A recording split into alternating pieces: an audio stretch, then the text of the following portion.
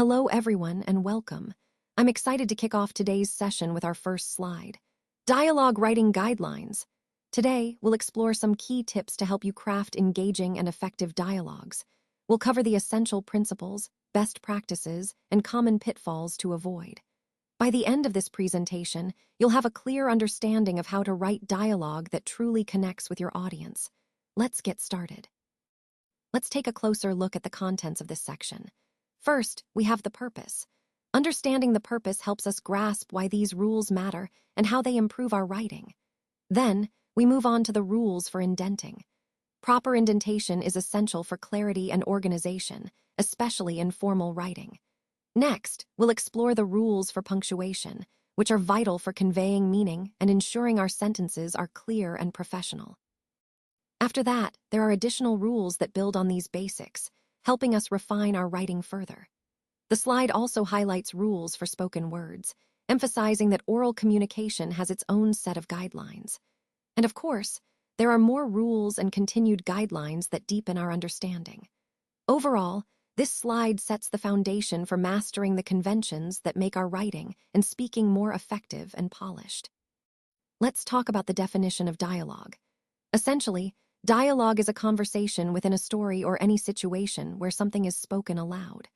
When we write dialogue, we're capturing the exact words a person says, which helps bring characters and scenes to life. It's a powerful tool because it allows us to show rather than tell what's happening, giving authenticity and depth to our storytelling. Understanding this core concept is fundamental as we explore how dialogue can shape narratives and engage audiences. So, whether it's in a novel, a script, or even in everyday communication, dialogue is all about capturing those real, spoken moments that connect us. Let's talk about the purpose of dialogue in storytelling. As you know, dialogue makes a story more interesting and engaging for the audience. It helps bring characters to life by revealing what they think or feel in different situations. This gives the audience a deeper understanding of the characters beyond just their actions. Additionally, dialogue is a great way to show what a character is like, basically, their personality. Through the words they choose and how they speak, we can get a sense of who they are. So, in our storytelling, using dialogue effectively helps us build richer, more relatable characters and keeps the story compelling. Remember, it's not just about what happens, but how the characters' words shape our understanding of the story overall. Now, let's talk about the rules for indenting when writing dialogue. It's important to start a new paragraph each time the person speaking changes.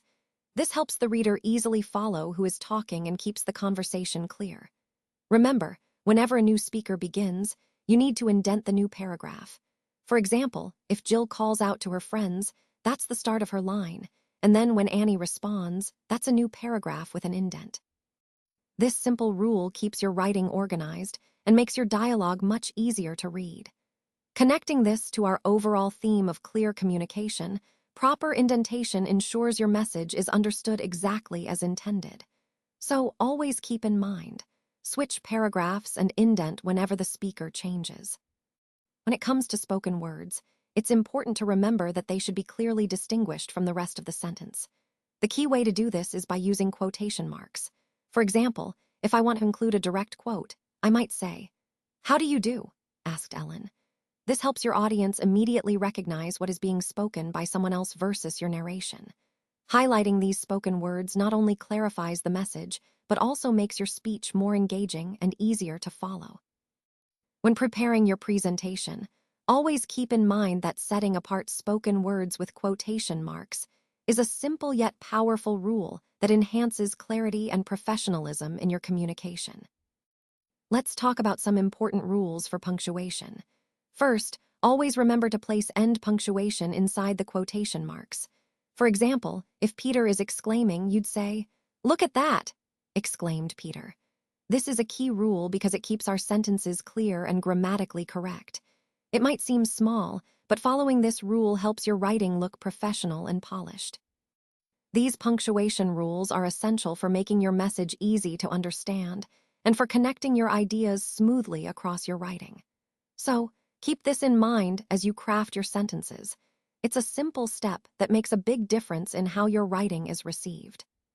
Now, let's talk about some additional rules that can help make our writing clearer and more effective. First, remember that a comma is used to separate the speaker or tag from the actual words they are saying. For example, if the doctor says, "I think you will feel better soon," we write it as "the doctor stated, I think you will feel better soon." On the other hand, if we want to emphasize the words or change the sentence structure, we might write, "I think you will feel better soon," the doctor stated. The key point here is understanding how to properly punctuate these sentences with commas to make the meaning clear and the dialogue natural. This rule is important because it helps us avoid confusion and ensures our writing flows smoothly. Connecting this to the overall theme of effective communication, mastering these punctuation rules helps us convey our message accurately and professionally. So, keep in mind, the proper placement of commas when writing dialogue makes a big difference in how your message is received. All right, let's talk about some more rules to keep in mind. When it comes to dialogue punctuation, a key point is that if the dialogue ends with a question mark or an exclamation point, you should not add a comma after the spoken part before the tag. For example, if someone says, "I can't believe I'm going to Hawaii," she shouted, you see there's no comma after the exclamation point. This helps keep the punctuation accurate and natural. Remember, the main idea here is that the punctuation at the end of the dialogue directly reflects the tone, whether it's a question or an exclamation, so your writing stays true to how it's spoken.